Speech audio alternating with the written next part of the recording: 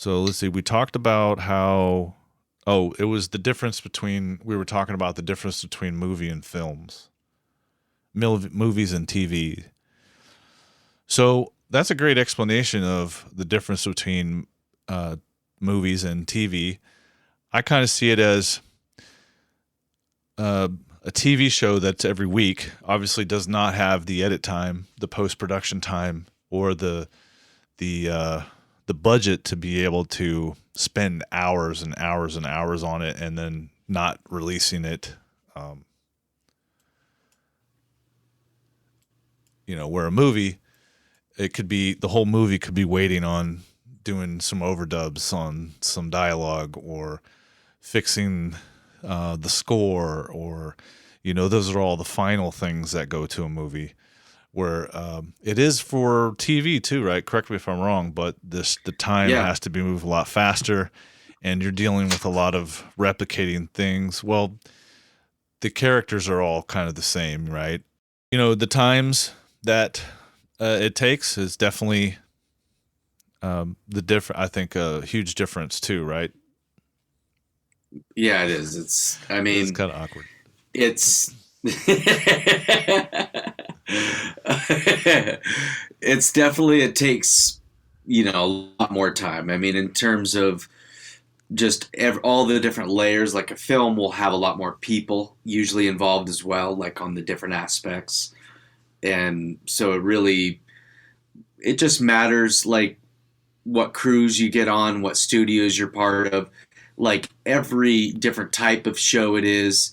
Like it could be an action show, so you get more time for TV. Sometimes you might get a TV show that gets more time, like Game of Thrones. You might get more time than some independent films, right? Like, so it all depends because I've been on all different types of crews where it's bigger, smaller, and I'm good with any of them. The one I really love to do is when I I love collaborating, but it is really cool when you can take and do like the ambiances, the backgrounds, the sound design, the sound effects all in one, like on my own. So I really kind of have the placement, and it's really intricate, and it's nerdy and super fun, and you get really deep. But recently, I did several shows in a row with this guy named John Littman. Just give him a shout out, and him and I worked really great. And there's other guys that worked with me too. Like, I'm not going to go and I don't name everybody now, but uh, we had this really good collaboration, and it was like we did certain things, like I did certain things that I love to do and come easy. He did things that he loves to do and came easy. And it was a real pleasure and a different flow. I was going through a challenging time through as life happens. And so I needed support. And so this dude came in. I was obviously used to working a lot, doing it a lot on my own, actually. And so, anyways, yeah, it's exciting to open up more to even more collaboration, like being, I'm not young anymore in my career. I've been doing it a long time. And so to feel I'm becoming like an elder, in a way, like in this business, like I'm seeing my friends retire, and it's like, I think you who's can the call next it a guy up? veteran. A veteran is a better word. A veteran. Yes. I like the veteran. Yeah. You're like, I'm Just a don't vet. get it twisted. I'm not a vet like you, bro. Like I just Well, don't get there's it. military veteran, sure, but Yes. Yes. you're a veteran in the audio industry for sure. Yes. I know we talked about the beginning days when the Art Institute was basically, well, we started Pro Tools 4. I think that's a good landmark. How has the field of sound design evolved since we began? Because you went into the sound design career. I'm obviously, this is my 15th year with Guitar Center. I've done pretty much every audio role at a church, to some from big churches to little churches, and that's kind of my niche. but also the podcast Yeah. and now this stuff. So, how's it evolved from It's you awesome. being in the sound design field your whole career? I mean, Yeah, you do it's live stuff too, right? yeah, I've started out doing ambiences like when I really got the opportunities. It was like doing ambience, like picking the winds and the rustling, and if you're at a fair, the people, like screaming and like all the little kind of intricate kind of like spice sound design, like spotted effects. That's kind of what I started as. Got better. Is like, okay, let's see you do doors and something else, simple sound effects, because hard effects are different than ambiences, obviously. Mm-hmm. But it's like there's these little niche groups. So I kept stacking, okay, I can do a car, I can do a helicopter, I can do, and so then like you gain the trust of the people you work with, you can do more and more stuff, and by a certain point, I could do anything that's going to come across. If someone can shoot it, I'm going to find sounds and be able to design to whatever's on screen. Like, and if I don't have the sounds, I have friends who know how, they have the sounds or recorded them themselves, and so it's yeah, man, it's the evolution has been a long journey. I mean, it's been a journey of like loving it, sometimes like wanting out of it because it's so hard, and then being back into it. So it's been an ebb and flow of like life happens, right? Like life is happening while while I'm in this. And so that the intertwining of both of those worlds, it's obviously a challenge to be like working 70, 80-hour work weeks sometimes and still have a wife and children and like trying to pour your love into both of those worlds. And so I would say in my career, I have evolved like the most to make time for my family, to make time for my kids, myself. Like even if I'm working wild hours, it's like I'll get up and do hours earlier so I can hang with the family. So it's like I really have learned over the years how to have more life when I'm working still. And that's, I work from home as well. So for me, I've created that reality where I get to create, and then I also I get to go to every kids function that they have. I have Yep. 3 kids and they all play ball sports and all, like I go to those things and I work the weekends, and it's like, hey, I'd rather do that than be, and I'm living the lifestyle that I want to live is basically what You I'm have to have a saying. work-life balance. I was referring to more of how has sound design itself evolved Okay. technically. Okay. No, I mean, it was Okay. good to hear your Yeah. evolution. I definitely want to know Okay. that. But on a Yeah. on a just excuse me, Yeah. just on a technical level, has it really changed much? I mean, you're still having to go out and do Foley, right? Hmm. Or you already have the sound captured.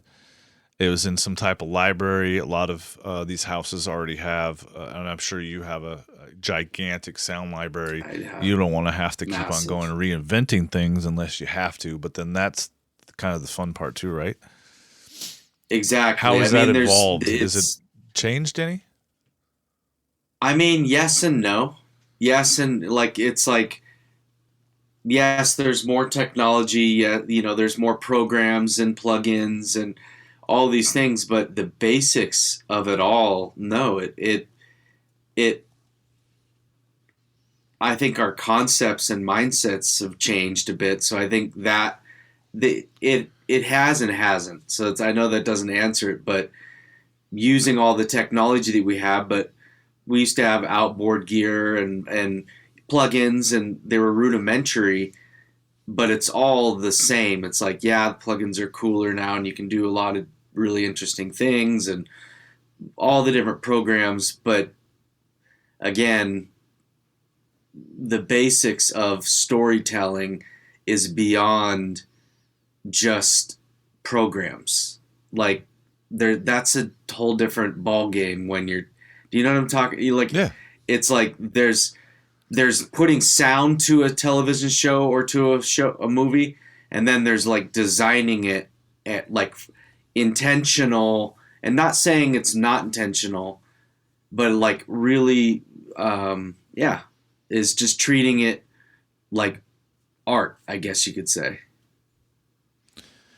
Are there any specific technical advancements that made a significant impact on your work? I could only imagine that storage is one thing, speed, Oh yes, storage. Yes, yes, CPU storage. power, uh, external processors. The computer's not processing, the device is actually doing all the processing.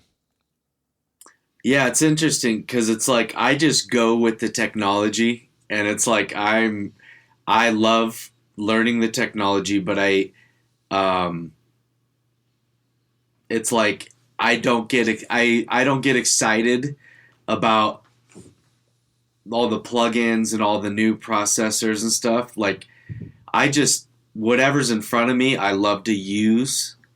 You know what I'm saying? Like it's just it changes, but I don't really even pay attention to it almost. Like I do, but I don't. Like I get the new stuff because that's just what you got to do. And I I know that's maybe not the answer you're looking for, but I'm I not don't looking for any really. specific answer. I just want your answer. Thank you. Yeah. Uh, I would say that, just computer speeds and stuff like that have changed it, but the way that you capture Yeah, it, the way that you process it, to be honest with you, and this sounds kind of horrible to some vendors out there that are selling products, is that I don't think you necessarily need the most expensive gear per se. I think you need something that you're familiar with and it has provided an outcome that you're accustomed to and known for, right? So, yeah, it's like yeah. basketball players have their favorite shoes, or baseball players have their favorite Exactly. bat. We have our favorite headphones, and we have our favorite studio monitors. And to be honest with you, I'm using Tapco S5s to mix stuff, and I have for many years, and they cost me $80 when I work for Mackie. They're Yeah, $139 for the pair used. They're over 20 plus years old, but I know these speakers like the back, like the inside of my head, I guess. And exactly. I know what Yeah, it's supposed to sound like in these, because yeah, if you're ever, you obviously know critical listening is yeah, very important for us audio engineers, and being accustomed to the yeah, whatever room you walk into.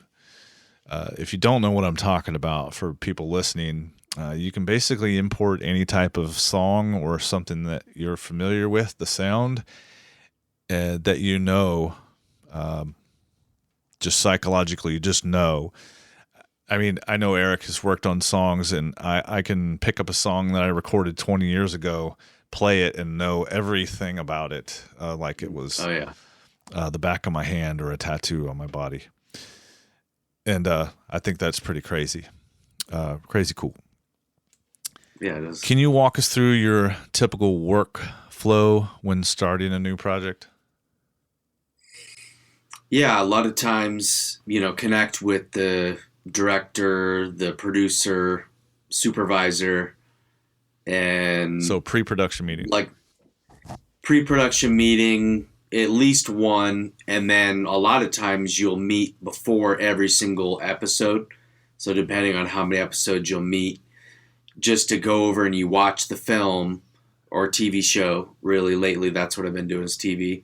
And then you go through and you talk about moments and different sound ideas. Like if something comes up, I don't go into wild detail. We don't go into unless we need to. It's like you get the basics like, hey, I want to have this. Sometimes there's real ideas of like this sound design. We want the heartbeat, or we want this. So you get the details, you get the roadmap of what the client's looking for. That's, I mean, really, that's why we do this, right? Like, we do, art's meant to be seen and watched, and so that's the cool part about this is like, so yeah, so you meet, and then we all break off into our own, like, music was usually there, and so it's like everyone who's going to be playing together has the different roles. We kind of have contact with each other. So I've seen the music, maybe I've talked to the Foley team, like we've seen, so we know we can communicate with each other. And usually it's on Zoom. And I work remote, but most people do kind of work remote or all over LA. So we're always on Zoom. Anyways. So yeah, so then I break away, and if I'm working by myself, to say, like, I would go in and, already have kind of a template that I have for, well, first of all, I'd ask the mixer, because I'm a sound designer, effects editor, see if they have a template that they like, because I can change my workflow. I have a template that I work in, and then I fit it in their workflow. So my mind knows how to work with this, and then anything they need, I can fill it, like track layouts, and is it 8 stereo, 8 mono, type of A, B, C, D groups, kind of for naming. Yeah, I mean, more than that, but just giving you a little idea of it. And so, yeah, so I'd get the mix template, get going, start, I'd watch the TV show myself, go through, marker it up with, you put markers down and name it. It's like, this is and go through. I have all these little symbols that I use so I know, like, this is design, this is a door, so I can always search. So it's kind of like you kind of create a language. That's what I've done for my queuing for myself. So then I can, when I want to do doors, I do all doors. When I want to do cars, and I can just organize it that way in the marker section. So it's basically like the pre-production of just like setting to the frame, the door hit, the door open, marking it. So then when I'm going through doing effects, technical is out of the way for me. I'm like, I have now it's all creative to me, is like finding the sounds. Yes, there's technical of fade ins and fade outs and stuff, but that's just stuff you learn, and there's no right or wrong way in that. Like, everyone likes different fades. It could fade out, and to me, I'm like, damn, that sounded like it cut off too early. To them, they're like, that's why I did it too early. Shut your mouth. Put reverb on it and shut your mouth. I think the average person just watching or listening to the show or the TV, the movie, takes all this for granted. They just think, oh yeah, it just naturally is there. But there's a lot of thought process behind it. Yeah, a lot of thought process. I mean, and then there's the Foley team going at it, like they're doing the cups and all the pats and the footsteps and, props. And so it's like they're doing a ton of stuff. And we all just like one day show up to the mix stage and hear these two mixers. We do all these, our weeks or how much ever time we have, deliver, pour our hearts out into these things, organize them, prepare it. Then they get it. There's, a dialogue mixer and a music mixer. They are not, dialogue and music goes as one mixer. They mix those together, and then someone that does sound effects, sound design, and like ambiences, backgrounds, and like spotted effects kind of thing. Like, so those people mix, and, the producers are there, supervisors are there, and I'm still at home kind of working on the next episode while they're mixing usually. And, you get notes back. You might need to do an ad. It's like, hey, could you make this engine a little bit more growly here?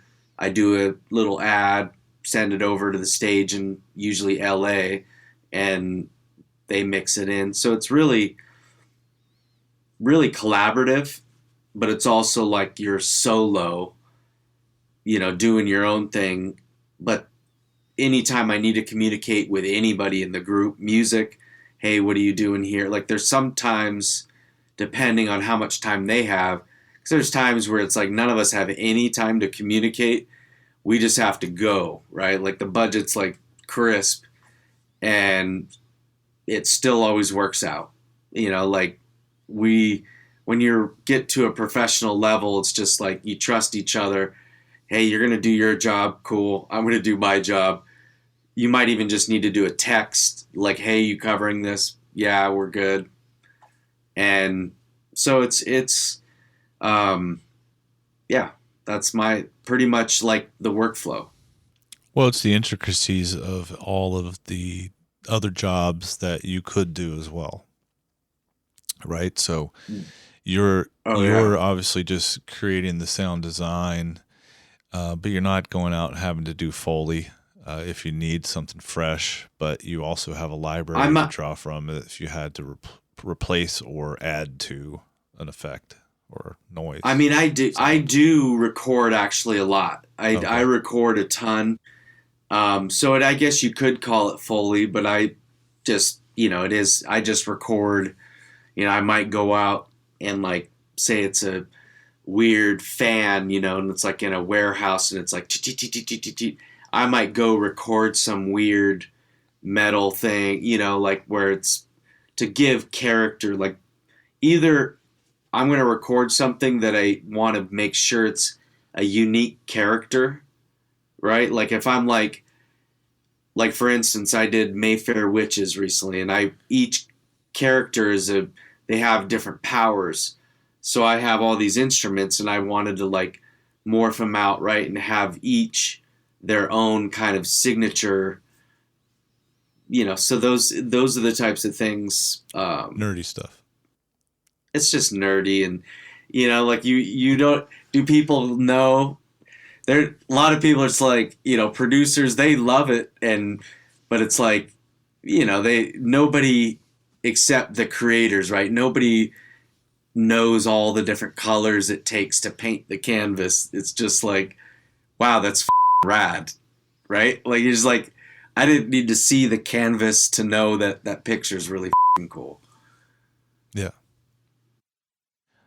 Uh, what advice would you give to those looking to enter the field of sound design? Really like see if you love it. If you're really interested in it and love it, go for it. That's like and just have an open mind to the journey Well, how do you of date what it it? could look like. How would you date it if you fall in love with it? Whew. Yeah, What I is mean, what is some if I had someone, obviously if I had a relative, I could just have them go under your wing and they can hang out with you and be a fly on the wall or whatever, but yeah, uh really, is it just chance that you get connected with the right people? no, No. no, it's not chance. It can be, yes. I think yes and no. Like I think in my journey, part chance, part risk.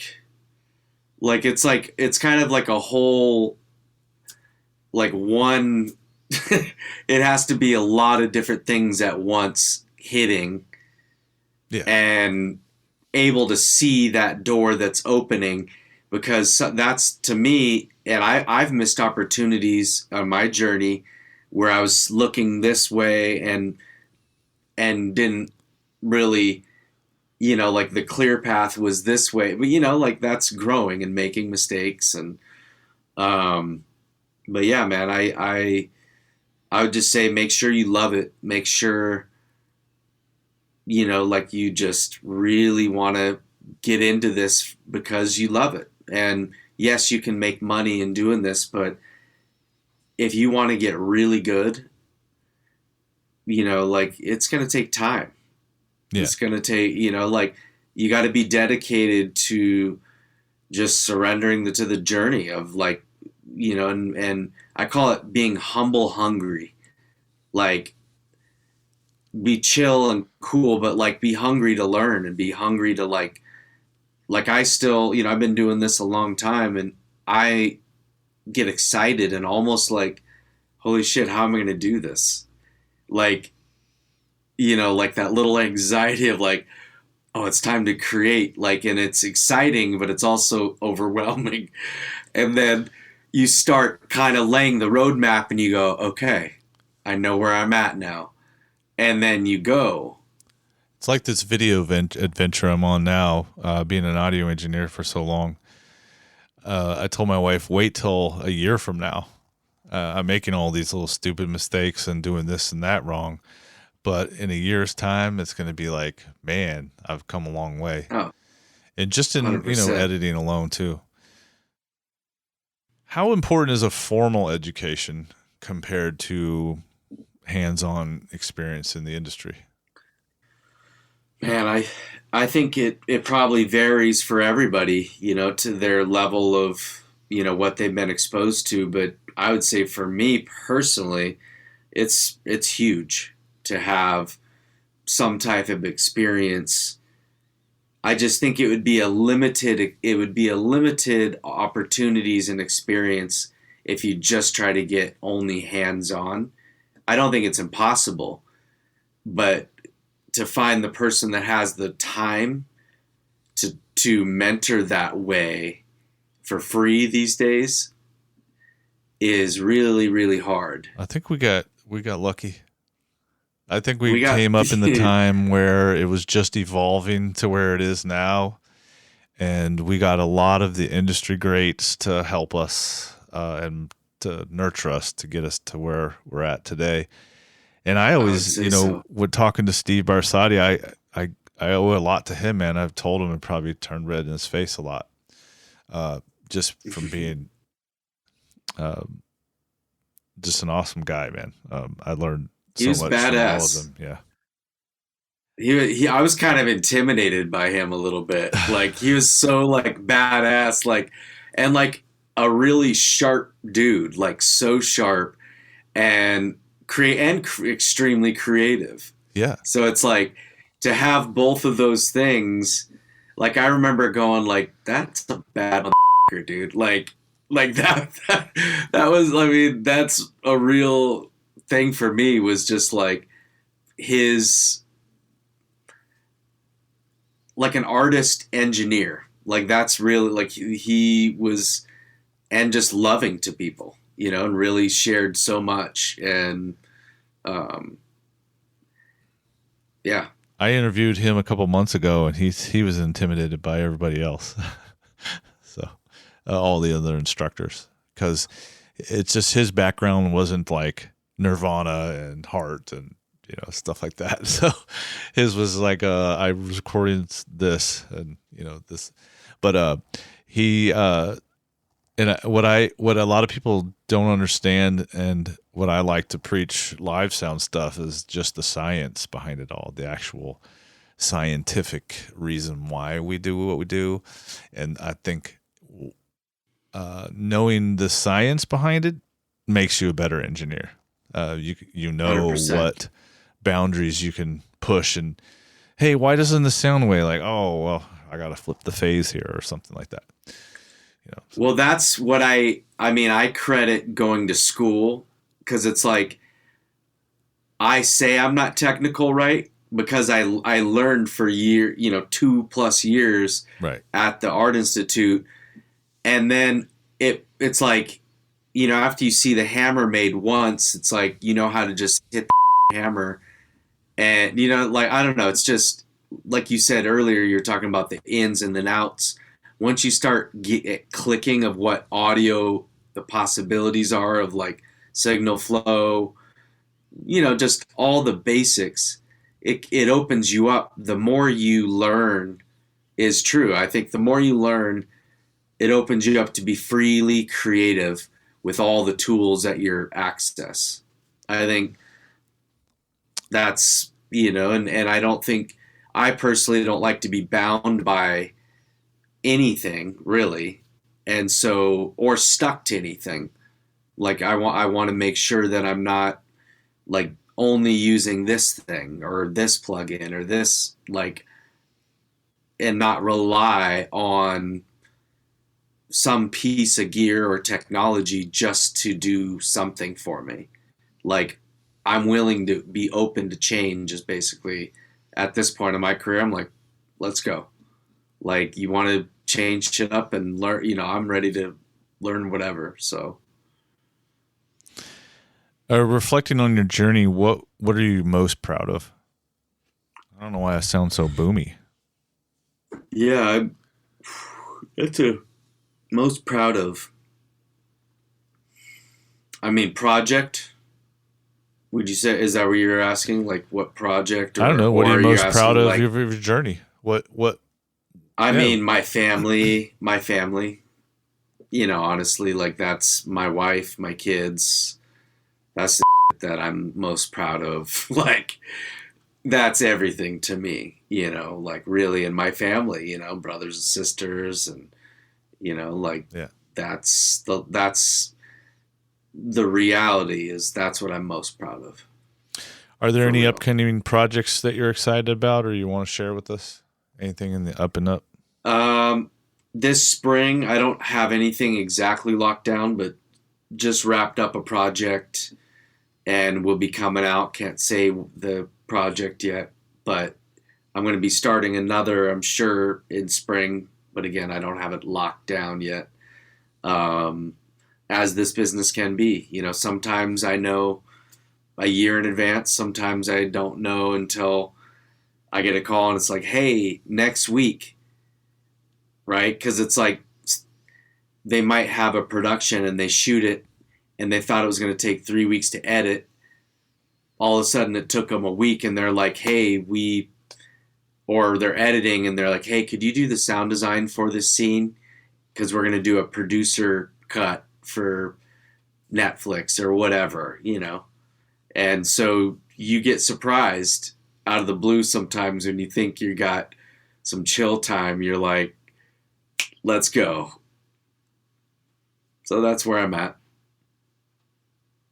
Any final thoughts or insights you'd like to share with the audience? Whew.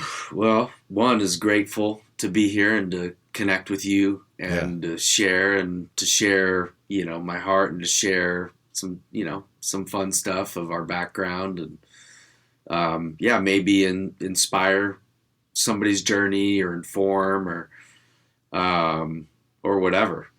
Just to be able to talk about audio stuff. And if you're still listening, you freaking love audio. Yes. So at this point, if you're still listening, you love audio. So, then just keep going. And if you already are going, then hell yeah. And yeah, I mean, that's what I'd leave is just gratitude and, like continue to find in this journey what motivates you, what you love. Well, it's honored to have you as my first here. So, like I said, in the next year or so, it's going to be a different story, but I can always go back, my boy, Eric Raber, was my very first live interview project on video. And so I just want to thank you for always being there. I know the relationship I have with you is we haven't talked to each other in a couple of years, but we just pick up right off where we left off, and there's no love loss or anything like that. I'm just glad to see you. I'm glad to see you're healthy and that you're happy and that your family's doing well, man. And I want to thank everybody that tuned in to watch this, and I hope you get from it. Make sure you comment down below and let us know how you felt about the podcast. I'm even up for corrective criticism if you want to talk to me about EQ or anything like that. But hey, Eric, thank you again for being on the show, man, being the first. Sure. And many, many more years and conversations with you, my brother. Awesome, brother. All right. Love Take you. Have care. a good Love you night. too. Peace. All right. Bye.